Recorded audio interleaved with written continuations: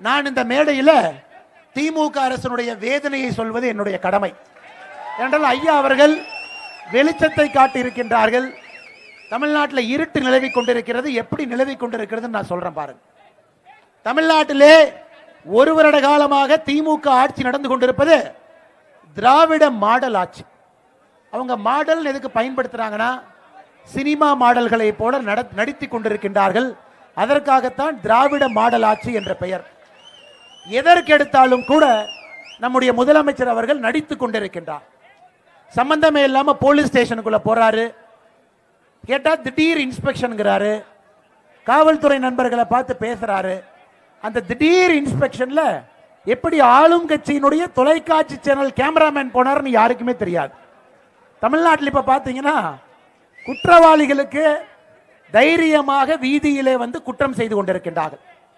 முதலாக தமிழக மண்ணில் கூட்டு பலாத்காரம் என்கின்ற வார்த்தையை கேள்விப்பட்டுக் கொண்டிருக்கின்றோம். கூட்டு பலாத்காரம் என்பது எப்பொழுதுமே தமிழக மண்ணிலே நாம் கேள்விப்படாத ஒரு வார்த்தை. இப்ப ஒரு வாரமும் கூட அது வெள்ளூரோ விருதுநகரோ ஏதோ ஒரு பகுதியில் கோயம்புத்தூரோ அதை கேட்டுக்கொண்டிருக்கின்றோம். அதுவும் காவல்துறை என்பது முதலமைச்சருடைய நேரடி கட்டுப்பாட்டில் இருக்கக்கூடிய துறை. எப்ப முதலமைச்சர் போலீஸ் ஸ்டேஷனுக்கு ஆய்வு செய்வதற்கு செல்ல ஆரம்பித்தாரோ அப்பொழுதிருந்துதான் குற்றம் ஆரம்பித்திருக்கிறது அதிகமாக. காரணம் என்ன? ஒரு திமுகவினுடைய மாவட்ட செயலாளர்கள், ஒன்றிய செயலாளர்கள் அவங்களுடைய மாமியார் வீட்டை போலீஸ் ஸ்டேஷன் நடத்திட்டு இருக்காங்க. இதற்கு முன்பு இருந்தார்கள். தைரியமாக காவல்துறையினுடைய கையை கட்டி போட்டுவிட்டு அவர்களுக்கு சுதந்திரம் கொடுக்காமல் இந்த மாதிரி செய்ய அந்த மாதிரி செய்ய கட்ட பஞ்சாயத்து பண்ற என்று சொல்லி நம்முடைய காவல்துறைக்கு மிகப்பெரிய களங்கத்தை ஏற்படுத்தி கொண்டிருப்பது திமுகவினுடைய அரசு. இதுதான் தமிழக மக்களுக்கு கிடைத்திருக்கக்கூடிய முதல் வேதனை. அனைத்து குற்றங்களும் திமுக ஆட்சிக்கு வந்த பின்பு அதிகமாக இருக்கிறது. 18 வயதுக்கு கீழே இருக்கக்கூடிய குற்றங்களை போக்சோ என்று சொல்லுவோம், அதிகமாக இருக்கிறது. கூட்டு பலாத்காரம் அதிகமாக இருக்கிறது. கொலை கொள்ளை அதிகமாக இருக்கிறது. வழிப்பறி அதிகமாக இருக்கிறது. இதுதான் அந்த ஆட்சியினுடைய லட்சணம். இரண்டாவது, ஊழலை பத்தி சொல்லவே வேண்டாங்க. இப்பதான் மேடையில் இருக்கும் பொழுது நம்முடைய தலைவர் சொன்னாரு, மதுரையினுடைய பத்திரப்பதிவுத்துறை அமைச்சர் மூர்த்தி அவர்கள் புதிதாக ஒரு நூதனமான சயின்டிபிக் ஊழல் ஆரம்பிச்சிருக்காரு. அதாவது மதுரையில் இருக்கக்கூடிய ஜாயிண்ட் 4 அப்படிங்கிற ஒரு பத்திரப்பதிவு ஆபீஸ்ல இருந்து ஒருத்தரை தூக்கி திண்டுக்கலுக்கு டிரான்ஸ்பர் பண்றாரு. காலையில அவர் திண்டுக்கலுக்கு டிரான்ஸ்பர் பண்ணோடனே அந்த பத்திரப்பதிவு துறையில் இருக்கக்கூடிய அந்த ஆபீசரு, என்னங்க ஐயா திண்டுக்கலுக்கு தூக்கி போட்டீங்க, என் குடும்பம் எல்லாம் மதுரையில் இருக்குங்க ஐயான்னு வினோதமாக விசித்திரமாக அதே ஆபீசர் அன்னைக்கு சாயங்காலம் இங்க இருக்கக்கூடிய மகால் பத்திரப்பதிவு துறைக்கு திரும்ப வர்றார். இந்த நூதனமான திருட்டு என்னன்னா, ஆபீசரை காலையில டிரான்ஸ்பர் பண்றது, பணம் வாங்கிட்டு சாயந்தரம் திரும்ப அதே அதிகாரிய மதுரைக்குள்ள இன்னொரு பத்திரப்பதிவு துறைக்கு கொண்டு வருவது. இது மூர்த்தி அவர்களுடைய சாதனை. சமீபத்தில் தூத்துக்குடியில விவசாயிகளுக்கு சொந்தமான 2500 ஏக்கரை அங்கே இருக்கக்கூடிய பத்திரப்பதிவு துறை அதிகாரி மாத்தி ரெஜிஸ்டர் பண்ணிடுறார். பாரதிய ஜனதா கட்சி ஒரு போராட்டத்தை செய்து மாநிலத்தினுடைய துணைத் தலைவர்கள் அங்கே போய் தர்ணா இருந்து அந்த 2500 ஏக்கர் போலியாக பதிவு செய்ததை 24 மணி நேரத்தில் கேன்சல் பண்றோம். தொலைக்காட்சி நண்பர்கள் மூர்த்தி அவங்ககிட்ட கேட்கிறாங்க, ஏங்க இந்த மாதிரி உங்க துறையில நடக்குதுன்னு. அவர் சொல்லுகின்ற பதில் என்னன்னா, அது நம்ம ஆட்சியில் நடந்திருக்காதுங்க, போன ஆட்சியில் நடந்திருக்கும். இல்லைங்கய்யா, இந்த தேதியில ஒரு மாசத்துக்கு முன்னாடி தூத்துக்குடியில் நடந்திருக்குன்னா அப்படியா பாக்குறேன். 2500 ஏக்கர் போலியாக பத்திரப்பதிவு துறையில தூத்துக்குடியில பதிவு செஞ்சிருக்காங்க. அது கூட தெரியாத ஒரு துறை அமைச்சராக மதுரையில் எங்க ஜல்லி கிடைக்கும், எங்க கல்லு கிடைக்கும், எங்க மைன்ஸை ஓபன் பண்ணலாம் என்பதில் மட்டும் கவனம் செலுத்தி கொண்டிருக்கின்றார்கள் மதுரையை சார்ந்த அமைச்சர் மூர்த்தி அவர்கள். இன்னொரு அமைச்சரை பத்தி பேசவே வேண்டாம், நம்முடைய அண்ணன் பிடிஆர் அவர்கள். பிடிஆர் அவர்கிட்ட நீங்க பேசுனீங்களாவே, நான் யார் தெரியுமா, எங்க அப்பா யார் தெரியுமா, எங்க தாத்தா யார் தெரியுமா, எங்க பாட்டை யார் தெரியுமா, எங்க கொள்ளு பாட்டை யார் தெரியுமா, இது மட்டும்தான் பதிலாக வரும். ஏங்கன்னு ஜிஎஸ்டி கூட்டத்துக்கு போகல. அது ஏன் அந்த கேள்வியை கேட்டோம்? டிஆர் பாலு திமுகவினுடைய எம்பி சொல்றாரு, பெட்ரோல் டீசல் ஜிஎஸ்டிக்குள்ள வரணும். பிடிஆர் அவர்கள் சொல்லுகின்றார்கள், பெட்ரோல் டீசல் ஜிஎஸ்டியில் வரக்கூடாது. மக்கள் கேட்குறாங்க, யாரோ ஒருத்தர் ஒன்ன சொல்லுங்கய்யா, பணமரத்து கீழே 2 பேர் 2 கல்ல குடிச்சிட்டு 2 பேர் 2 பதில சொன்னா என்னங்க ஐயா புரியணும்? அதற்கு நம்முடைய டிஆர் பால் அவர்கள் சொல்லுகின்றார்கள், இல்ல இல்ல கட்சி வேறு ஆட்சி வேறு, கட்சியினுடைய எண்ணம் பெட்ரோல் டீசல் ஜிஎஸ்டியில வரணும். பிடிஆர் அவர்கள் வேற ஏதோ பேசுறாங்க. இதுதான் திமுகவினுடைய நாடக கம்பெனிக்கு மற்றொரு உதாரணம். இப்ப தமிழக அமைச்சர்களுக்கு புதிதாக ஒரு வியாதி வந்திருக்கு. அந்த வியாதியினுடைய பெயர் துபாய் வியாதி.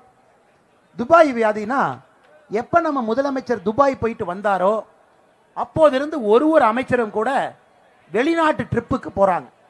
இன்னைக்கு நம்ம பேசும் பொழுது நம்முடைய நிதியமைச்சர் அவர்கள் ஆஸ்திரேலியா, முதலமைச்சர் அவர்கள் அமெரிக்கா போறதுக்கு கோட்டு சூட்டை ரெடி பண்ணிட்டு இருக்காரு. நம்முடைய மின்துறை அமைச்சர் ஸ்காட்லாந்து போறாரு. ஸ்காட்லாந்து ஏங்க, தமிழ்நாட்டிலேயே ஒழுங்கா கரண்ட் கொடுக்க முடியல, எதுக்கு இங்கேயா ஸ்காட்லாந்து போறீங்க? எதுக்கு நீங்கள் ஸ்காட்லாந்து செல்ல வேண்டும்? இன்னைக்கு பத்திரிகையில படிச்சேன், தமிழ்நாட்டினுடைய கேட்கலையா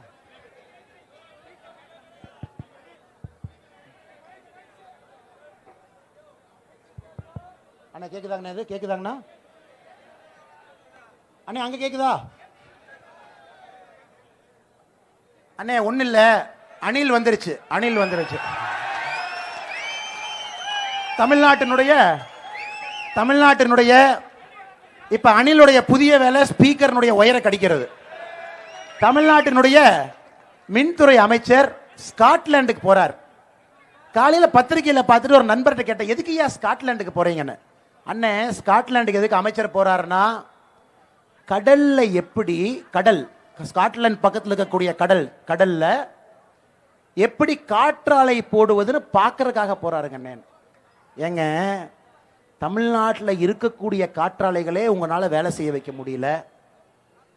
மோடி ஐயா ஒரு பக்கம் டெல்லியில் உட்கார்ந்து சோலார் பிளான்ட் போடுங்க, வீட்டு கூரையின் மீது சோலார் பிளான்ட் போடுங்க. தமிழகத்துக்கு மட்டும் டார்கெட் என்பது 2023 முடியும் பொழுது 3600 மெகாவாட் உங்க வீட்டு கூரையின் மீது சோலார் போட்டிருக்கணும். இன்னைக்கு தமிழகம் அடைந்திருப்பது 325 மெகாவாட். 3600 மெகாவாட் எங்க இருக்கு? 325 மெகாவாட் எங்க இருக்கு? ஏன்னா நீங்க போட முடியாது.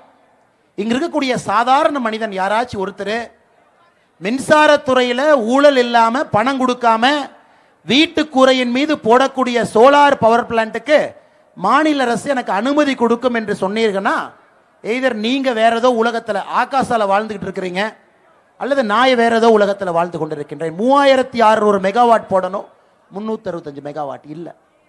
சோலார் பவர் பிளான்ட் யாராச்சும் போடணும் அப்படின்னா இப்ப இருக்கக்கூடிய அமைச்சர் 20 லட்சம் ரூபாய் லஞ்சம் வாங்குறார். இதையெல்லாம் சரி பண்ணாம ஸ்காட்லாந்துக்கு போய் கடல்ல காற்றாலையை போடுவதற்கு பார்ப்பதற்கு செல்லுகின்றார். ஆனா எனக்கு ஒரு சந்தோஷம் என்னன்னா, கடல்ல காற்றாலையை போட்ட அணில் ஏறி போய் கடிக்க முடியாது. அந்த ஒரே ஒரு நிம்மதி மட்டும் தமிழக மக்களுக்கு. அதுக்காக அமைச்சருடைய பயணம் வெற்றி பயணமாக அங்கு போயிட்டு எப்படி சமுத்திரத்துக்குள்ள அணில்னால ஓட முடியாது என்பதை கண்டுபிடித்து விட்டு பத்திரிகையாளர் சந்திப்பிலே சொல்வார் என்று நம்புகின்றேன். இதை நான் சொன்னதுக்கு நேற்று மின்துறை அமைச்சர் அவர்கள் எனக்கு 10 கோடி ரூபாய்க்கு மான நஷ்ட வழக்கு போட்டிருக்கார். இதுவரை தமிழகத்தில் என் மீது போடப்பட்டிருக்கக்கூடிய மான நஷ்ட வழக்கு என்பது 620 கோடி ரூபாய். பிஜிஆர் எனர்ஜி 500 கோடி, டிஎம்கே கட்சி 100 கோடி, அண்ணன் வில்சன் அவர்கள் 10 கோடி, இப்ப செந்தில் பாலாஜி அவர்கள் நேற்று 10 கோடி. செந்தில் பாலாஜி அவர்கள் கொடுத்த மான நஷ்ட வழக்கு ரொம்ப வித்தியாசமாக இருந்தது. நான் ஒரு அப்பலுக்கற்ற அரசியல்வாதி, 5 முறை எம்எல்ஏவாக இருந்தேன். நான் 5 கட்சியில் எம்எல்ஏவாக இருந்தேன்னு சொல்லல, 5 முறை எம்எல்ஏவாக இருந்தேன். நீங்க என்னை அவமானப்படுத்துறீங்க, அணில் வருதுன்னு சொன்னீங்க. அவரு தான் அணில் வருதுன்னு சொன்னார், நானாங்க சொன்னேன். அடுத்தது 20 லட்சம் ரூபாய் நான் லஞ்சம் வாங்குவதாக நீங்கள் சொல்லுகின்றீர்கள், இதற்கு நீங்கள் மன்னிப்பு கேட்க வேண்டும். அதான் பதில் கடிதம் போட்டேன். நான் மன்னிப்பெல்லாம் கேட்க போறதில்லை, கோர்ட்டுக்கு ஒரே ஒரு எவிடன்ஸை மட்டும் கொண்டு வர போகின்றோம். அந்த எவிடன்ஸ் என்னன்னா, இவரை பற்றி முதலமைச்சர் மு.க. ஸ்டாலின் அவர்கள் சொன்னது. இவர் அதிமுக இருக்கும் பொழுது மிகப்பெரிய ஊழல்வாதியாக தமிழகத்தில் இருப்பது செந்தில் பாலாஜின்னு சொன்ன அந்த ஒரே ஒரு எவிடன்ஸ் மட்டும் கோர்ட்ல போய் கொடுத்துட்டு, ஐயா என் கூட தயவு செஞ்சு முதலமைச்சர் அவரை அந்த கூண்டில் ஏத்துங்க, 2 பேரும் ஒரே கூண்டில் நின்று பதில் சொல்லுகின்றோம் என்று. அதனால் இந்த மிரட்டலுக்கெல்லாம் பாரதிய ஜனதா கட்சி பயப்பட போவது கிடையாது. நீ 620 கோடி போட்டுக்க, 6200 கோடி போட்டுக்க, 62000 கோடி போட்டுக்க, 2G ஊழல்ல செஞ்ச பணம் 1,76,000 கோடி போட்டுக்க, பேசுவதை பேசிக்கொண்டுதான் இருப்போம், ஊழலை தட்டி கேட்டுக் கொண்டுதான் இருப்போம் என்பதில் எந்த ஒரு மாற்று கருத்தும் இல்லை. சகோதர சகோதரிகளை, தமிழகத்துக்கு நிச்சயமாக மாற்றம் தேவை.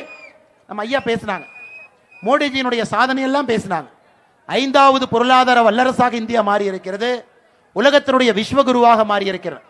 2024 தேர்தல் வரும் பொழுது 400 எம்பிக்களை பெற்று நரேந்திர மோடி அவர்கள் 3வது முறை பாரத பிரதமராக வரப்போகின்றார். ஆனால் அதில் மிக முக்கியமாக வரப்போவது 25 எம்பிக்கள் தமிழ்நாட்டிலிருந்து செல்ல வேண்டும். இன்னைக்கு தமிழ்நாட்டினுடைய எம்பி, காங்கிரஸ் எம்பி எல்லாம் காலையிலிருந்து ட்விட்டர்ல போடுறாங்க, நான் டெல்லி போனேன், என் சட்டை கிழிஞ்சு போச்சு அப்படின்னு. ஒரு எம்பி, ஏங்க சண்டைனா சட்டை கிளியத்தானே செய்யும், சட்டை கிளியாம சண்டை போட முடியுமா? நீங்க டெல்லியில போய் எதற்காக காவல்துறையோட சண்டை போடுறீங்க?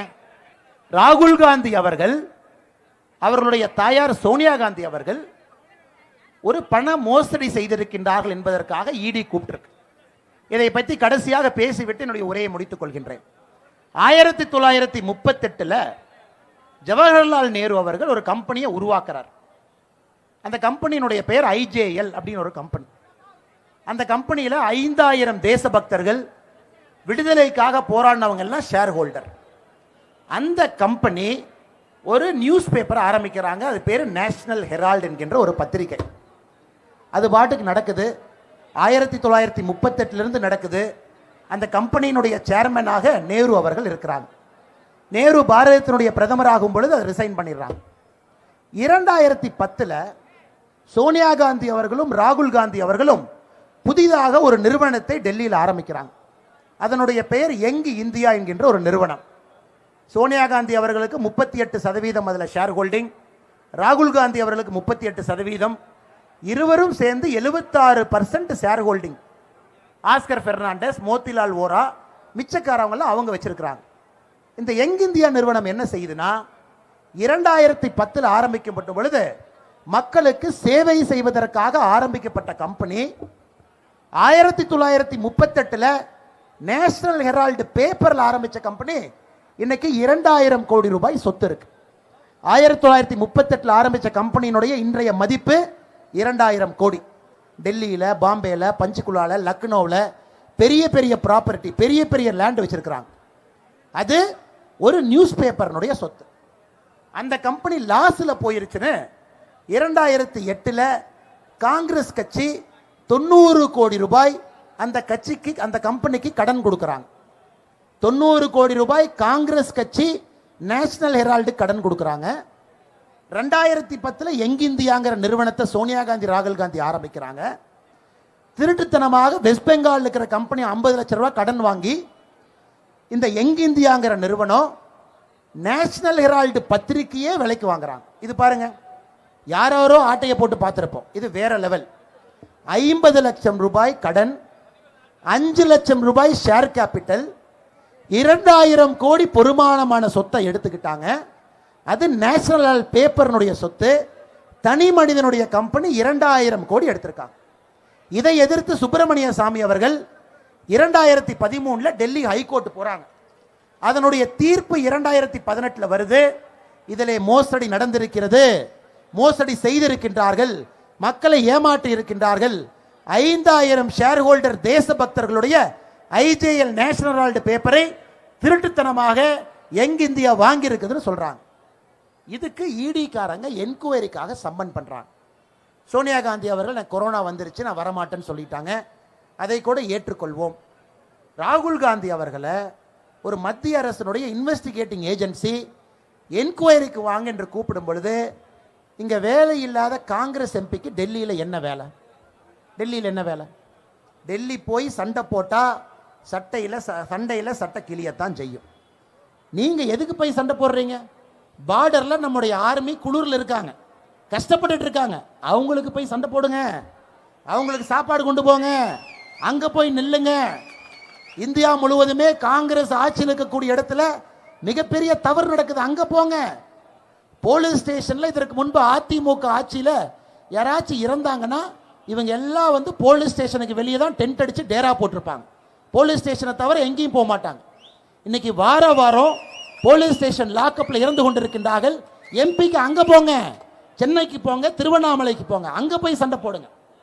முறையான முறையில் ஒரு காங்கிரசினுடைய தலைவராக இருக்கக்கூடிய ராகுல் காந்தியை என்கொயரிக்கு அழைக்கும் பொழுது பதில் கொடுப்பது உங்களுடைய கடமை. அங்கே சென்று 2 நாட்களாக டெல்லியை ஸ்தம்பிக்க வச்சு அரசு இயந்திரங்களை வேலை செய்ய விடாமல் டிராமா செய்வதுதான் காங்கிரசினுடைய கலாச்சாரமாக இருக்கிறது.